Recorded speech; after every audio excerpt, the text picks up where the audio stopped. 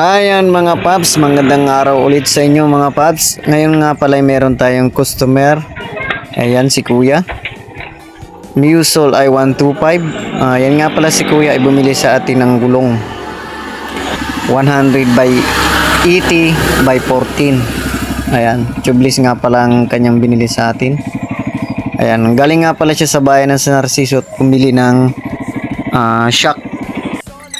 Rear shock para sa likod mga paps. Ayan. At may dumating mga bagong customer si Kuya. Ayan. At di nga nakatiis si Kuya dahil di ko muna ginawa kasi pinapalamig ko pa yung makina. Kasi pag magtanggal tayo ng gulong, so tatanggalin natin yung tambutso. So kailangan palamigin yung makina. Ayan.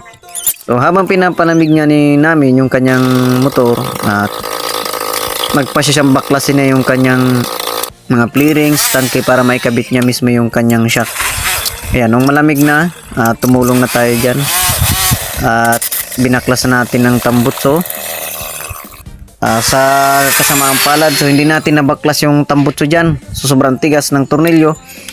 Pati din yung nut ng kanyang gulong, napakatigas. Binaga na namin dyan yung kanyang gulong para mabilis tanggalin. So hindi rin kaya ng impact wrench kung dami na namin ginawa. Kaya nagpa siya kaming doon na lang ikabit yung gulong. So pahirapan kasi yung tambutso hindi rin mabaklas. Ayan. Sa katagal-tagal na dinanas namin dyan mga paps na hindi talaga mahanginan kasi tubeless. So kailangan talaga yung gulong kunin para may align ng maayos.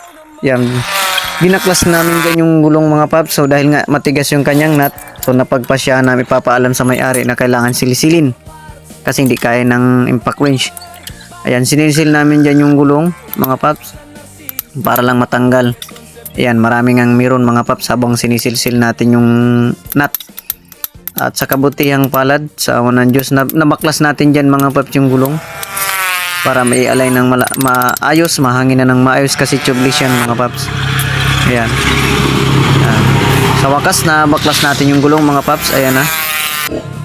So dito namin nahangin na ng maayos yung tubeless niyang gulong. Para maikabit ulit mga paps. Ayan, okay na siya mga paps nung nahangina na siya. So mas maganda kasi yung baklas talaga yung gulong sa kanyang motor para mahangin na ng maayos kasi tubeless napakahirap. Sealant din yan mga paps. Pinaltan din natin ng pito kasi yung pito niya sira mga paps.